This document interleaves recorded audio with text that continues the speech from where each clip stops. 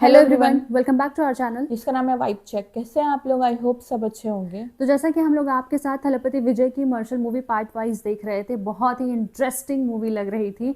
आज हम आपके साथ क्लाइमेक्स सीन देखने जा रहे हैं, जहां पर सारा जो स्टोरी फ्लैशबैक चला है, मेन रिवेंज सीन देखने को मिलेगा। और पिछला पार्ट भी बहुत इमोशनल था। जो भी उनके पेरेंट्स के साथ हुआ वो हमें पता चला पिछले पार्ट में, जो कि बहुत ही इमोशनल था। और अब आई थिंक वो पूरी स्टोरी कंप्लीट हो गई है, तो अब आगे देखते हैं कि वो दोनों कैसे अपना रिवेंज लेते हैं। सो आइए चलिए क्लाइमेक्स देखते हैं, फिर इसके बारे में आपसे बात करेंगे। चलिए फिर शुरू करें।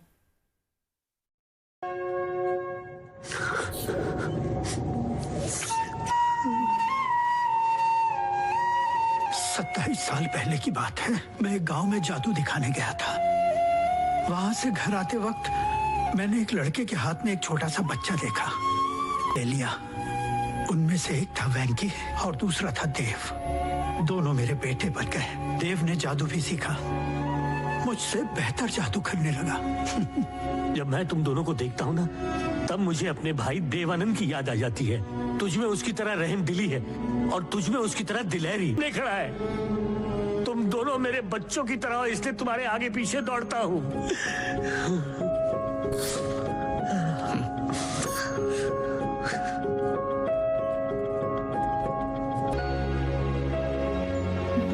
छोटा भाई हुआ ना, तो कितना वेट कर रहा था अपने छोटे भाई के होने। हाँ, बाबू बाबू तो अक्खा दुनिया के वास्ते तू अच्छा आदमी है, इसलिए बुराई का टोकरा ऊपर उठा लिया। अरे बेटा, पुलिस आई है। वो रहा।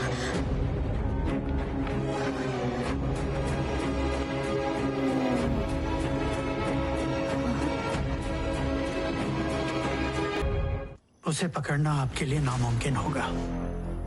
सर, मुझे लगता है कि ये देख नहीं पा रहे हैं। मनिया, ये बात तुझे बहुत जल्दी पता चली। Congratulations. सर, पुलिस ने देव को अरेस्ट कर लिया है। वो इस वक्त सेंट्रल जेल में है। मुझे अभी इन्फॉर्मेशन मिली। Good good. आनंद को संभाल लेना। तो मैं देव से मिलकर आता हूँ। स्टाइल में। हाँ,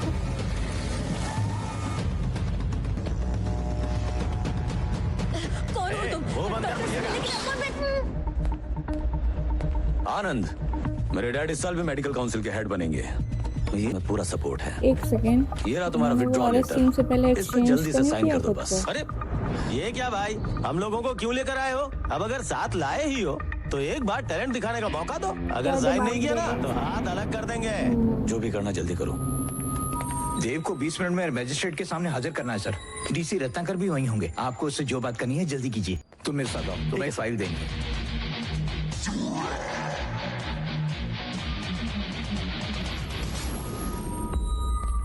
है देव, 30 साल पहले तेरी शक्ल वाला एक आदमी मेरे सामने ऐसे ही अकड़ कर खड़ा था। मेरा सपना साकार नहीं होने देगा और उसी रात जुल्म की रात खत्म होगी। Villain villain. मैंने उसे इस दुनिया से उठा दिया। तू भी उसके जैसे मरना चाहता है? डैनी बेटा, मुसीबत एक तरफ से आए तब इंसान मुश्किल में पड़ जाता है। तेरे पे तो दोनों तरफ से आएगी। देव, आनंद। आनंद, देव। वही एक्सेप्ट किया। अरे बेटा, पुलिस आई है।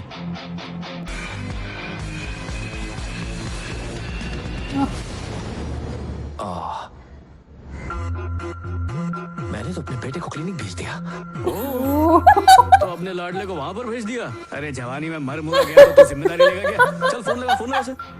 2 लाख में मारता हूँ, पर वो मारता पहले और बाद में समझाता वही नहीं तो है। मैजिक शो में डायरेक्ट मार ही दिया। कहाँ हो तुम? मैं यहाँ आनंद के पास साइन लेने आया हूँ। अबे, वो देव नहीं आनंद है। आनंद। तू डॉक्टर कैसे बना? मरीजों को दवाई भी गलत नाम की देता है फिर क्या? नहीं आना। हाट! वो आनंद नहीं, देव है।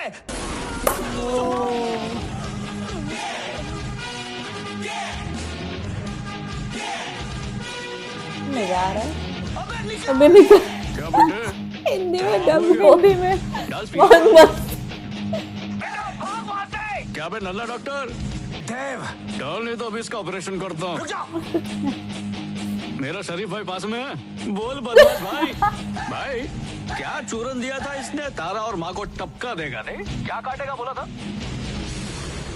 सही कहा ना मैंने? नहीं? खाली बाहर पीनाने को आता है। अपना तो एक ये हाथ घुमाया तो फव्वारा निकलना ही चाहिए। रुक जा। किधर उतरी? पक्का यही है। तेरा लाडला सोने वाला, जल्दी आकर लोरी सुना। ल ल ल ल लोरी खून की कटोरी। मेरे बेटे को कुछ नहीं होना चाहिए, मैं आ रहा हूँ। सेम मेडिसिन टेस्ट करने के लिए दे रहे हैं हॉस्पिटल के लिए, मेडिकल फैसिलिटी के लिए। किसी भी मैं आपको बहुत जल्दी पहुंचा दूंगा। वही है ऑटो वाला।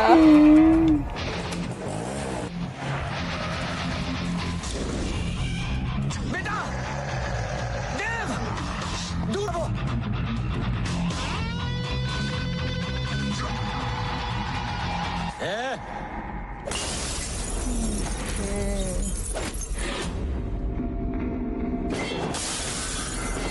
अब मजा आ रहा है, बिल्कुल बुरा नहीं लग रहा।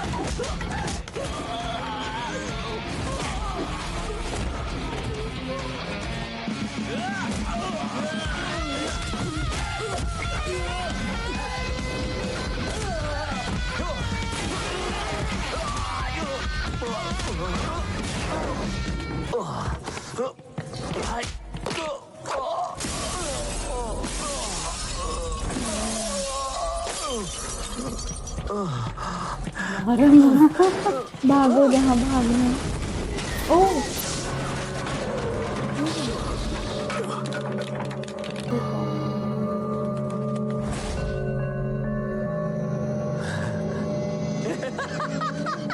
काशी, क्या एंट्री मारी है काशी। हम कोर्ट कब तक पहुंचेंगे? 10-15 मिनट में पहुंच जाएंगे। ठीक है।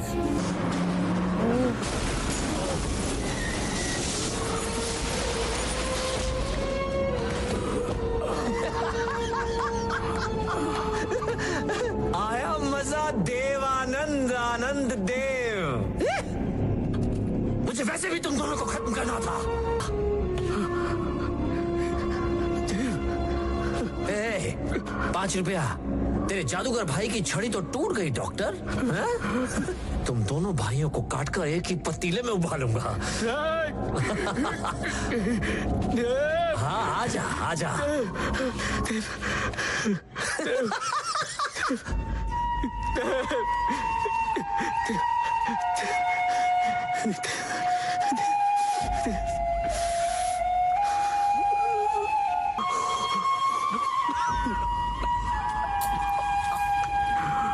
Come on.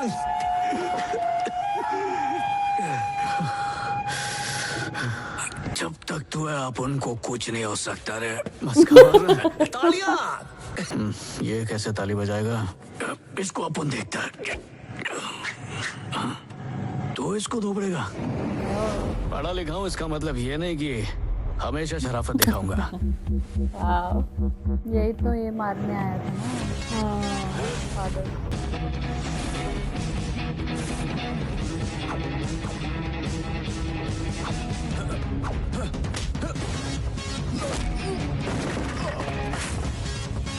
ये इन दोनों की जो वो ट्विनिंग है वो बहुत बढ़िया लग रही है।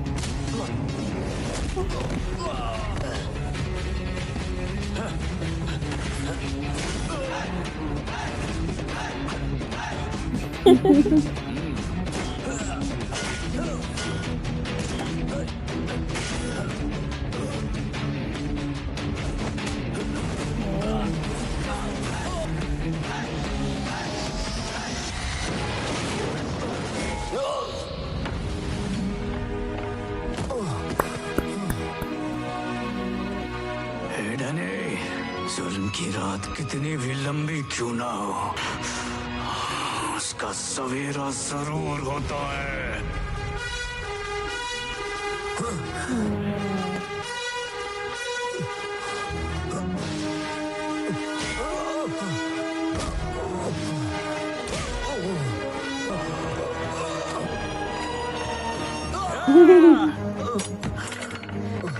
तो इस दुनिया का सबसे पहला आदमी है जिसने खुद उसे दुनिया में आने दिया जो तुझे मारने वाला है।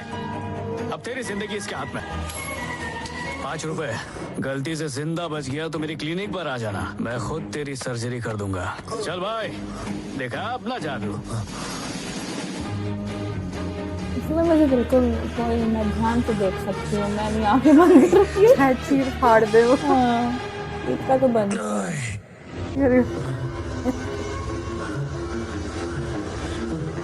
मैजिक शो तो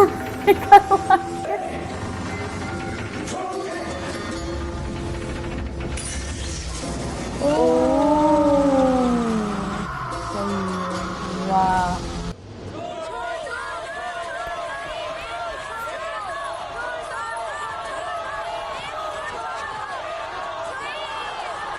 पुलिस स्टेशन में तुम्हारा खामोश रहना जायज था, लेकिन अब वक्त है कि तुम कुछ बोलो। Best of luck.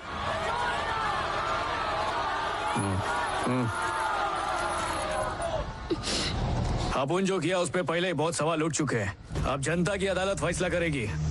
वो जो फैसला सुनाएगी मेरे को मंजूर होगा। तुम्हें किसने हक दिया उन लोगों की जान लेने का?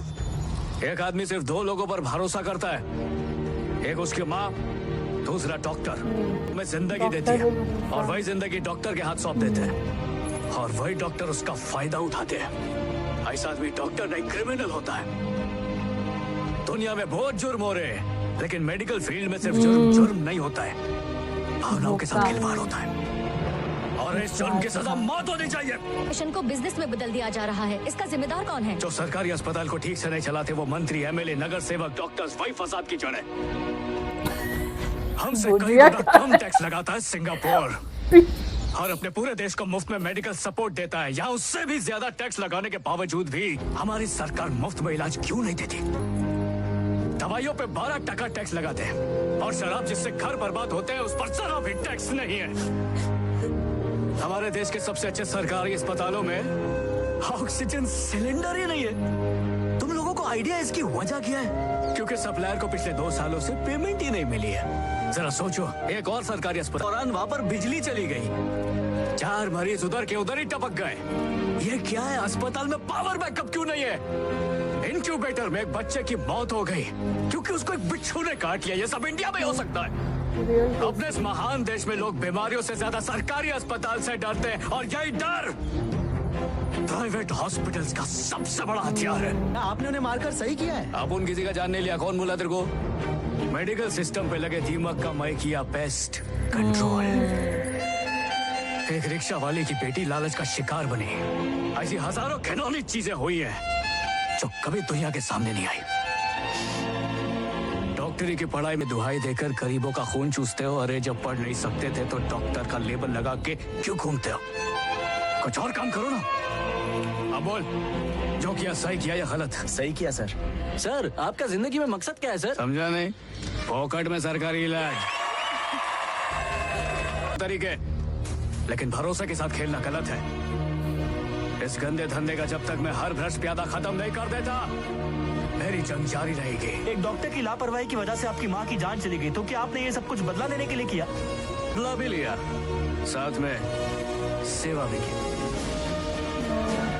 यहीं से तो स्टार्ट हुआ था पूरी स्टोरी। वहाँ से ही लग रहा था कि मतलब डॉक्टर आनंद का स्टाइल नहीं है। नहीं, क्योंकि स्टार्टिंग में उनको देखा जाए ये फीका खाना खा के ना खाने से मन, अपनी जादू से इसको बिरयानी बना देना। सरकारी हॉस्पिटल में जगह न मिलने की वजह से एक आदमी अपनी फिर एक मनुष्य खबर देखने को मिली, रहा, जिससे उसकी बीवी की रास्ते में ही मौत हो गई। अब सवाल ये उठता ये क्या? है कि इसकी इस बेचारे गरीब के साथ बहुत गलत हुआ। लगता है पैसे भी नहीं अंतिम संस्कार के लिए। देश की खराब पॉलिसी। ये बहुत बुरा। अस्पताल वाले भी अब ऐसा करने लगे। मामले सामने आ चुके हैं, जिसमें लोगों ने अपनी आम इंसान अब जाए तो जाए कहाँ? इस तरह से लापरवाही लोगों के लिए मौत का सबब सुनना, है। अगर तू आज आजाद होता ना तो ऐसे लोगों को अच्छा सबक सिखाता है ना? कहाँ गया? Oh magic, wow. Atlee Atlee and Vijay sir का कॉम्बो बहुत ही कमाल का।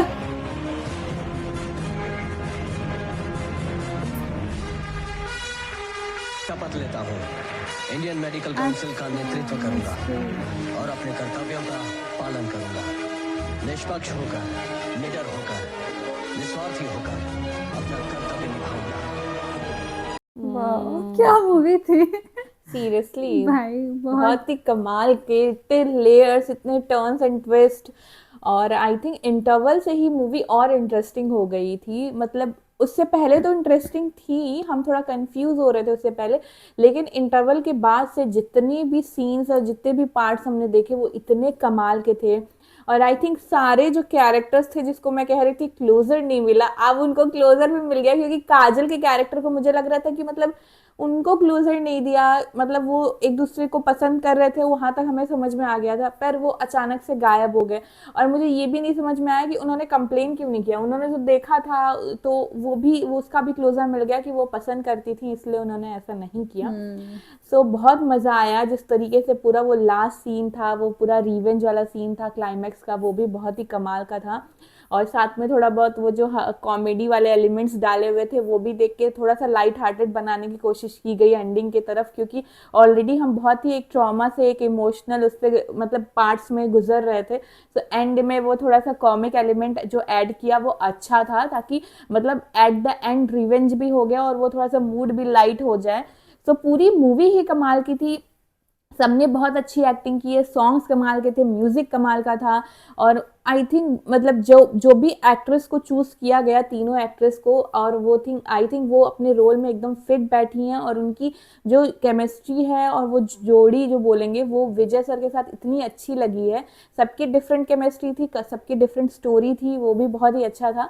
तो ओवरऑल एक बहुत ही कमाल की मूवी जो अब तक हमने नहीं देखी थी, और हम सोच रहे हैं हमने अब तक क्यों नहीं देखी थी ये मूवी। तो बहुत अच्छी मूवी लगी हमें। हाँ, एक्चुअली यूजुअली ऐसा होता है, मतलब हम लोग ट्राई करते हैं कि अगर ऐसे मतलब साथ में देख रहे हैं मूवी तो आंसू नहीं दिखना चाहिए, बहुत ही कंट्रोल करते हैं। लेकिन ये मूवी ऐसी थी, कहीं ना कहीं एकदम डीपली हर्ट की, एक एक चीज जो एक एक सीन आए हैं। क्योंकि अगर आप ये सीन देख रहे हैं तो आप अगर सोचें कि अरे ये तो रियल में होता है, ये तो रियलिटी होती है, ये तो सोसाइटी की रियलिटी ही है, वो सोच करके और थोड़ा इमोशनल हो जाता है। और जिस तरह से एक एक सीन इसमें बहुत अच्छे से क्लोजअप शॉट लेकर के दिखाया गया था, वाकई वो मतलब एकदम डीपली टच किया है। तो अगर इस तरह की मूवीज़ वाकई अगर ऐसे ही थीम बेस्ड मूवी आती है तो मूवी का एक्चुअली जो मायना होता है, सही मोटो होता है, वो फुलफिल होता है। सो ये जो मूवी थी कंप्लीट, जो इस मूवी का कॉन्सेप्ट था वो इतना कमाल का था, नो ओवर ड्रामेटिक, कुछ ऐसा नहीं, हर एक चीज़ रियलिटी बेस्ड थी, जो एक्चुअली चीज़ें होती हैं। और एंडिंग सीन देख के लग रहा था ओ इसका पार्ट 2 भी बनना चाहिए। सो ओवरऑल मूवी बहुत ही अच्छी लगी, सारे एक्टर्स ने अपने इतनी बढ़िया एक्टिंग की। और स्पेशली जो पार्ट हमें बहुत ज़्यादा पसंद आया वो था कि जो उनके फादर देवानंद का रोल प्ले कर रहे थे, उनके साथ नित्या मेनन और लस्सी हाँ, मेरी लस्सी, हाँ वो बहुत ही अच्छा वो व्यू जा रहा था, वो सीन, वो जितने पार्ट्स चल रहे थे वो इतना मतलब प्यारा भी लग रहा था, और मतलब वही मेन स्टोरी भी थी जहाँ से सब चीज़ की शुरुआत हुई। सो इस मूवी का कॉन्सेप्ट, इस मूवी का थीम, इस मूवी में हर एक बंदे की एक्टिंग बहुत ही अच्छी लगी। One of our favourite movie में से एक हो गया है ये, क्योंकि स्टोरी इसका बहुत ही अच्छा था। और जिस तरह से चीज़ें दिखा रहा था, एक लाइन भी बहुत ही अच्छी थी कि आज सिजेरियन बहुत ही नॉर्मल नहीं लग रहा है, मतलब आने वाले 30 सालों में ये नॉर्मल लगेगा, जो नॉर्मल डिलीवरी होती है वो बहुत लोगों को डरावना लगेगा, हाँ, वही आज होता है। आज तो होता कहीं है। ना कहीं हर एक चीज़ सच था। सो मूवी कहीं ना कहीं जो रियल में हम लोग जानते हैं उन चीज़ों पे फोकस डाला कि हाँ ये चीज़ें हिट कर रही हैं हम लोगों के माइंड में, हाँ ये तो ऐसा होता है।